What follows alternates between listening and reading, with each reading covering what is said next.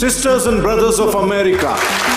నా ప్రియమైన అమెరికా సోదర సోదరీమణులారా అంటూ తన కంచు కంఠంతో తేజోవంతమైన ముఖంతో నిరుపమైన తెలివితేటలతో యువకులను ఉత్తేజపరిచే మాటలతో స్వామి వివేకానందుడు 20వ శతాబ్దంలోనే కాదు ఎప్పటికీ ఒక యుగ పురుషుడే. ఈ జీవిత యుద్ధంలో దారి చూపి మార్గదర్శకత్వం చేసిన నిజమైన మహానాయకుడు. రాష్ట్రపతి ఏపీజే అబ్దుల్ కలాం, ప్రధానమంత్రి లాల్ బహదూర్ శాస్త్రి స్వాతంత్ర పోరాటంలో ఆజాద్ హింద్ ఫౌజ్ ఏర్పాటు చేసి ప్రపంచంలోనే మొదటి బ్రిటిష్ సామ్రాజ్య పునాదిని కదిలించిన నేతాజీ సుభాష్ చంద్రబోస్ వంటి మహోన్నతమైన వ్యక్తిత్వం కలవారు వివేకానందుణ్ణి ఆదర్శంగా తీసుకుని ఒక గురువుగా భావించారు. వాళ్లతో పాటు మీకు నికోలా టెస్లా కూడా తెలుసు కదా, గొప్ప శాస్త్రవేత్త. దాదాపుగా 300కు పైగా వస్తువులను కనిపెట్టిన ఆయనకి కూడా స్వామి వివేకానందుడి వ్యాఖ్యల ఆధారంగానే తాను అంత గొప్ప ఆవిష్కరణలు చేశానని చెప్పుకునేవాడు. టెస్లాకి కూడా సూపర్ హీరో వివేకానందుడే. అయితే వివేకానందుడి వ్యక్తిత్వంలో అంత అద్భుతం ఏముంది? ప్రపంచం మొత్తాన్ని తన వైపుకు తిప్పుకున్న ఆయన ప్రత్యేకత ఏంటి తెలుసుకుందాం. ఈ రోజు వీడియోలో వివేకానందుడి జీవిత చరిత్ర గురించి ఎవ్వరికీ తెలియని ఎన్నో విషయాల గురించి చెప్పుకోబోతున్నాం. అందుకని don't miss it. Kolkata high court వకీల్గా చేస్తున్న సాహెబ్, అతని భార్య భువనేశ్వరి దేవి చాలా ధార్మిక చింతనతో కూడిన మహిళ. ఆమెకు ఒక రోజు కలలో స్వయంగా పరమేశ్వరుడు ప్రత్యక్షమై ఆమె బిడ్డ రూపంలో తానే జన్మిస్తానని చెప్పాడు. మరికొన్నాళ్లకి ఆమెకి పుత్ర సంతానం కలిగింది.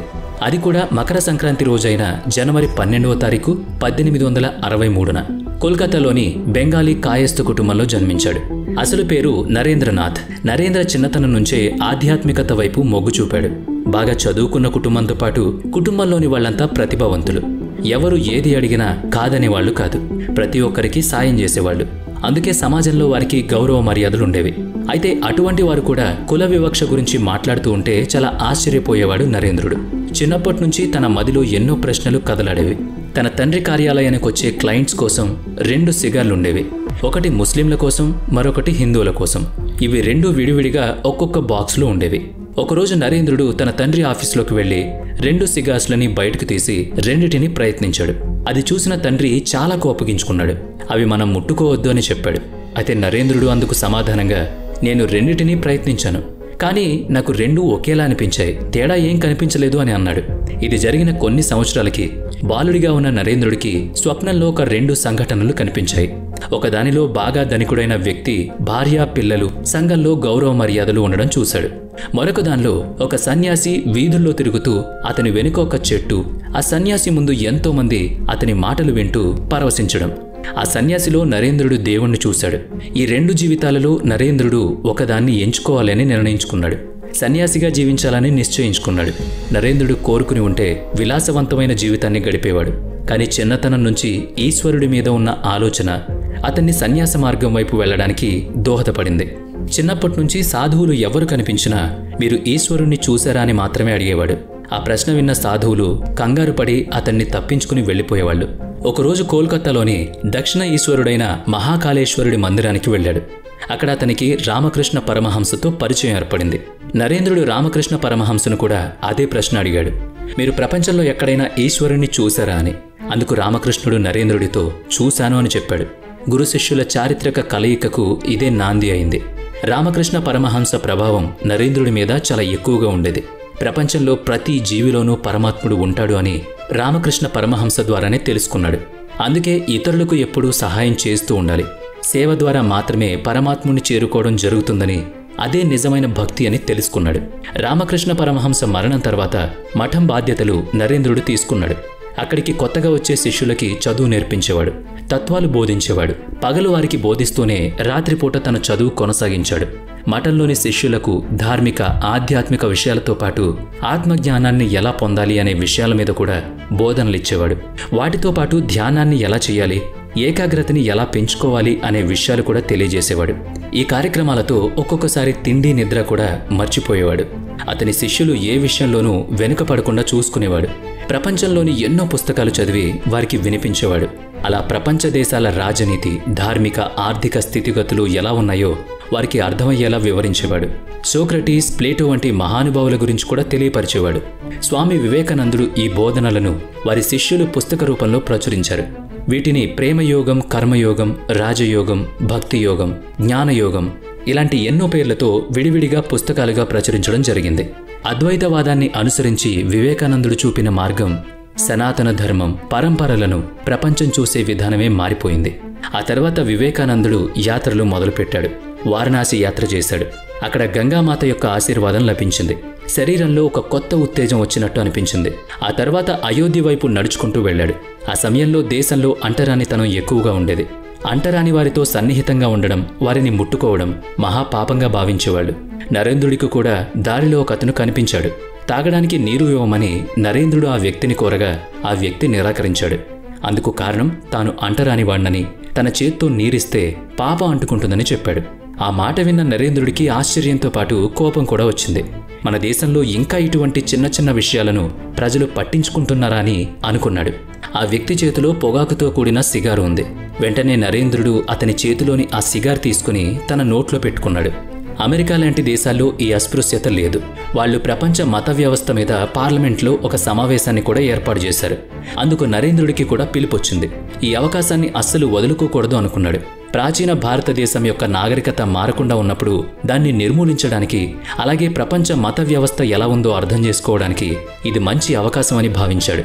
అమెరికా యొక్క కొత్త సాంకేతికతతో పాటు శాస్త్రవేత్త ఇచ్చే సమాచారాన్ని కూడా అర్థం చేసుకోవచ్చు. ఒకసారి వివేకానందుడి కలలోకి రామకృష్ణ పరమహంస వచ్చి సముద్రం వైపుకు నడిపించాడు. అలాగే రామకృష్ణ పరమహంస భార్య అయిన శారదాదేవి కొడుకులా భావించే వివేకానంద గురించి కలలు కంటోందని, ఒకసారి ఆమెను కలవమని చెప్పాడు. వివేకానందుడు అమెరికాకి వెళ్లే ముందు ఆమె ఆశీర్వాదం తీసుకోవడం మంచిదని అనిపించింది. ఎట్టకేలకు అమెరికా ప్రయాణానికి సిద్ధమయ్యాడు. 1893 సెప్టెంబర్లో ప్రపంచంలో మొదటి స్థానం అన్న ఈవెంట్ను అమెరికా నిర్వహించింది.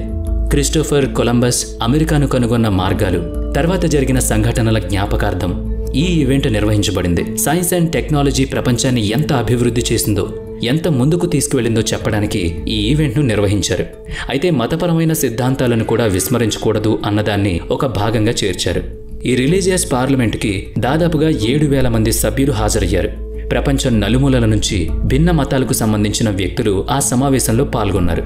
జైన మతం నుంచి ఒకరు, బౌద్ధ మతం నుంచి ఒకరు, ఇస్లాం నుంచి ఒకరు, ఇలా ప్రతి మతం నుంచి ఒక్కొక్క ప్రతినిధి ఆ సమావేశానికి హాజరయ్యారు. హిందూ మతానికి సంబంధించి వివేకానందుడు ప్రతినిధిగా వెళ్లారు. ఒక్కొక్కరికి ఆ సమావేశంలో మాట్లాడడానికి కొంత నిర్దిష్ట సమయాన్ని కేటాయించారు. ఆ సమయంలోనే వారు చెప్పాలి అనుకున్నది పూర్తిగా చెప్పేయాలి. అలా వివేకానందుడికి కూడా ఒక నిర్దిష్టమైన సమయాన్ని ఇచ్చారు. వివేకానందుడి వంతు ఆఖరిగా వచ్చింది. సమయం కూడా చాలా తక్కువగా ఇచ్చారు. అప్పటికే చాలామంది ఆ సమావేశాన్ని విడిచి వెళ్లిపోతున్నారు. అయితే వివేకానందుడు వేదిక మీదకు ఎక్కి ప్రసంగం మొదలుపెట్టిన వెంటనే ఎక్కడి వాళ్ళు అక్కడ ఆగిపోయారు. వెళ్లేవాళ్లు కూడా వెనక్కి తిరిగొచ్చి కూర్చున్నారు. అతని మాటలు అలా వింటూ ఉండిపోయారు. ఆ ప్రసంగంలో వివేకానందుడు, నా ప్రియమైన అమెరికా సోదర సోదరీమణులారా అంటూ ప్రసంగాన్ని మొదలుపెట్టారు. అప్పటి వరకు ప్రసంగించిన ప్రతి ఒక్కరూ లేడీస్ అండ్ జెంటిల్మెన్ అని మొదలుపెట్టారు. అది విని విని విసిగిపోయిన వారందరికీ వివేకానందుడు, నా ప్రియమైన అమెరికా సోదర సోదరీమణులారా, my dear American brothers and sisters అన్న మాటలు చెవిలో అమృతాన్ని పోసినట్టుగా అనిపించింది. ఆ ప్రసంగంలో వివేకానందుడు, మిమ్మల్ని బలవంతులుగా చేసే ప్రతి ఆశయాన్ని స్వీకరించండి, బలహీనపరిచే ప్రతి ఆలోచనను తిరస్కరించండి, లేవండి, మేల్కోండి, గమ్యం చేరే వరకు విశ్రమించకండి, విజయం కలిగిందని విర్రవేగకు, అపజయం కలిగిందని నిరాశపడకు, విజయమే అంతం కాదు, అపజయం తుది మెట్టు కాదు. ఆత్మ దేవునితో అనుసంధానం చేయబడింది, కానీ మనం మనిషిలోని దైవత్వాన్ని మాత్రమే గుర్తిద్దాం. ఒక సమయంలో ఒకే పని చేయండి, ఆ పనిని పరిపూర్ణంగా నెరవేర్చండి. పొరపాట్లు చేయడం తప్పు కాదు, కొన్ని వేల పొరపాట్ల ద్వారానే ఒక కొత్త చరిత్ర మొదలవుతుంది. ఇటువంటి మాటలు యువతలో స్ఫూర్తిని నింపాయి. ఆ సమావేశంలో వివేకానందుడి మాటలకు ఆడిటోరియం అంతా కరతాళ ధ్వనులతో మార్మోగింది. తరువాత దేశంలోని ప్రతి మూలలో స్వామీజీ చిత్రం కనిపించింది. ఆ రోజు జరిగిన సమావేశం గురించి ప్రపంచంలోని అన్ని వార్తాపత్రికల్లో వార్త చక్కర్లు కొట్టింది. ప్రజలు వివేకానందుని ప్రశంసించడమే కాదు, అతని గురించి చాలా గర్వంగా కూడా భావించారు. ఆ తర్వాత కేంబ్రిడ్జ్, న్యూయార్క్, బోస్టన్, వాషింగ్టన్ వంటి ప్రదేశాల్లో బహిరంగంగా మరియు వ్యక్తిగతంగా ఉపన్యాసాలిచ్చారు. అప్పటినుంచి నరేంద్రుడు వివేకానందుడయ్యాడు. సన్యాసిగా ఉన్న స్వామీజీని స్వామి వివేకానంద అని ప్రస్తుతించారు. దేశభక్తి కలిగిన అతన్ని పేట్రియాటిక్ సైంట్ అనేవాళ్లు. యువతలో అతను నింపిన స్ఫూర్తికి గుర్తుగా వివేకానంద పుట్టినరోజైన జూన్ 12ని ప్రతి సంవత్సరం నేషనల్ యూత్ డేగా జరుపుకుంటున్నారు. విదేశాల్లో ప్రసంగాలన్నీ ముగించుకుని వచ్చిన స్వామి వివేకానందకి ప్రజలు మన దేశంలో ఘన స్వాగతం పలికారు. ఆ తరువాత మద్రాస్, కోల్కతా ఇలా ప్రతి నగరంలోనూ ఆయన ప్రసంగాలు ఏర్పాటు చేశారు. తన గురువుగారైన రామకృష్ణ పరమహంసకు గురుదక్షిణగా రామకృష్ణ మిషన్ని ఏర్పాటు చేశారు వివేకానంద గారు. దానికోసం చాలా కష్టపడ్డారు. వివేకానందుడి చివరి ఘడియలో బేలూరు మఠంలోనే ఉన్నారు. ఆయనకు తన తుది గడియలు తెలిసాయి. ఆ సమయంలో ఆస్తమాతో బాధపడుతూ ఉండేవాళ్లు. ఆ వ్యాధితోనే ఊపిరందక 39 సంవత్సరాల చిన్న వయసులోనే ఆయన 1902 జూలై 4వ తారీఖున రాత్రి 9 గంటలకు దేహాన్ని విడిచిపెట్టారు. ఇలాంటి గొప్ప వ్యక్తి మన భరతఖండంపై పుట్టడం నిజంగా భారతీయులుగా ప్రతి ఒక్కరికి గర్వకారణం. మరి వివేకానంద చెప్పిన ఒక మంచి కొటేషన్ని ఈ వీడియో కింద కామెంట్ చేయండి. వీడియో నచ్చితే లైక్ చేయండి, షేర్ చేయండి. ఇప్పటి వరకు మన ఛానల్ని సబ్స్క్రైబ్ చేసుకున్నట్లయితే ఇప్పుడే సబ్స్క్రైబ్ చేసుకుని పక్కనే ఉన్న బెల్ ఐకాన్పై క్లిక్ చేయండి. నెక్స్ట్ వీడియోలో మళ్ళీ కలుద్దాం. Thanks for watching.